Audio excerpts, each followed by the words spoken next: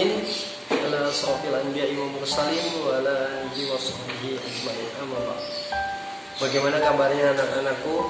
Semoga kalian masih tetap semangat dan istiqomah dalam menjalankan ibadah puasa ini. Jangan lupa menjalankan sunah-sunahnya seperti ngaji, zikir, sedekah, tarawih. Karena kalian adalah orang yang beruntung. Tapi ada juga teman dari kalian yang merugi.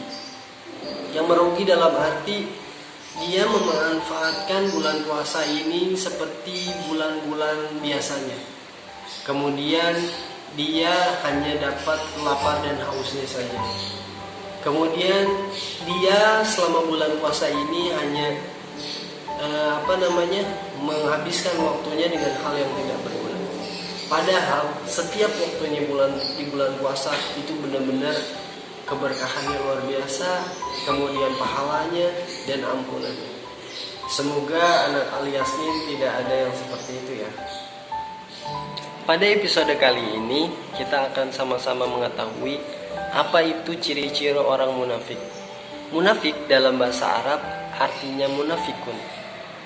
Dalam istilah bahasa Indonesia, munafik itu adalah mereka yang mengikuti ajaran agama tapi dalam hatinya tidak.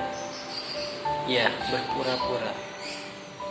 Diriwayatkan dari Abu Hurairah radhiyallahu an, kata Nabi Muhammad SAW, ada tanda orang munafik, yaitu 3. Yang pertama, ketika diberi amanat, dia khianat. Dan yang kedua, ketika dia berbicara, dia dusta. Dan yang ketiga, ketika dia berjanji, dia ingkar. Dalam kehidupan sehari-hari ini, atau mungkin lingkungan pertemanan kalian, pasti kalian tidak sadar pernah melakukan ciri-ciri ini. Nah, yang pertama contohnya adalah ketika kalian diberi amanat oleh orang tua kalian, tapi kalian malah mengkhianatinya. Yang biasa Bapak temuin adalah ketika kalian menggunakan uang SPP itu untuk hal yang tidak penting. Jadi tadinya untuk SPP, tapi malah kalian pergunakan untuk yang lain. Kemudian yang kedua, ketika berbicara dia dusta. Kadang kita tidak sadar, kadang juga kita tidak tahu itu disengaja atau tidak disengaja kita berbicara berbicara dusta. Semoga Allah mengampuni kita semua karena kehilafan kita. Mungkin kita dalam keadaan terdesak akhirnya berbohong. Tapi momentum ini, bulan puasa ini, semoga kita semua bisa diampuni dosanya dan bisa memperbaiki diri setelah bulan puasa ini selesai. Amin. Nah, yang ketiga, ketika berjanji dia khianat.